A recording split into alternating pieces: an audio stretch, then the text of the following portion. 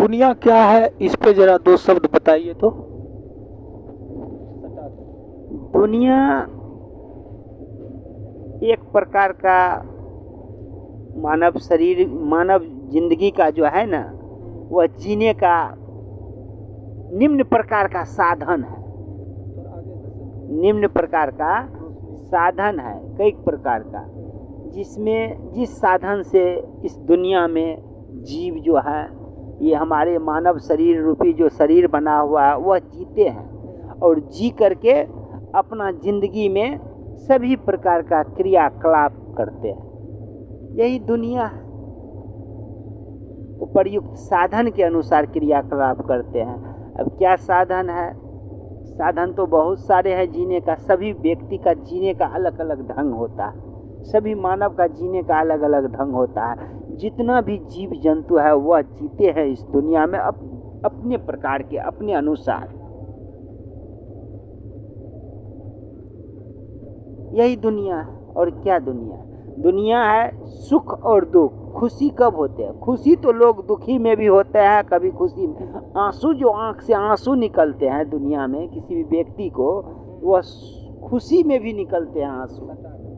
आंसू खुशी में भी निकलते हैं और दुखी में भी निकलते हैं। दुखी में किसी भी तरह का विपदा आ जाता है, सदवा आ जाता है, तब आंसू निकलते हैं। खुशी जब किसी कार्य को करने में असंभव है और सफलता पूर्वक प्राप्त हो जाता है, उस स्थिति में भी लोग खुश होते हैं, तो आंख से आंसू निकलता है। उसको हम कहते हैं खुशियों का आंसू।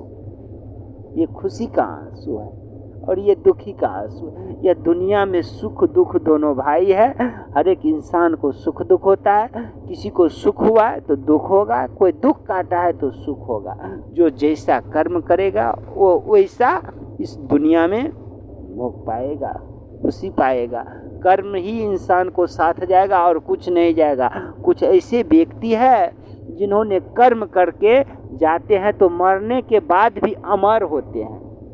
कोई व्यक्ति ऐसे होते हैं जो कर्म ऐसा करते हैं कि जो मरने के बाद उसका नाम निशान नहीं लिया जाता। आज हमारे देश में आज़ादी के बाद बाबा का नाम क्यों लिया जा रहा है? महापुरुष क्यों कहलाए? कुछ ऐसा रचना रच करके गए जो मरने के बाद भी अमर रहा। उसका नाम आते हैं, बार बार लेते हैं। अम्बेडकर जयंती मनाते हैं, गांधी जयंती मनाते हैं। क्यों मनाते हैं? कुछ रचयिता लिख करके गए, वो भी तो मानवीय शरीर ने रूपी जन्म। वो हकीकत में मरे नहीं है, आज भी हमारे दिल में जिंदा है। हाँ, जिंदा। जो भी इस धरती पे महान काम करके गए, वो हमारे दिल में जिंदा है। और जिंदा रहेंगे। तो जो हताश हो रहा है युवा, उसके लिए आप दो शब्द बताएं। युवा को क्या कहना चाहते हैं? युवा को यही कहना चाहते हैं कि हम अपने पूर्वजों का जीवनी को पढ़े, हम अपने महापुरुषों का जीवनी को पढ़े और उससे जुड़े, उसके अनुसार चले। देखा जाए उन्होंने कुछ करके गए हैं, कुछ करके उसी तरह से अपना मरने के बाद भी जिंदगी को अमर रखे हमारे दुनिया में। यही कहेंगे युवा से। चलिए, इसके लिए हम प्रणाम करते हैं आपको बहुत बहुत।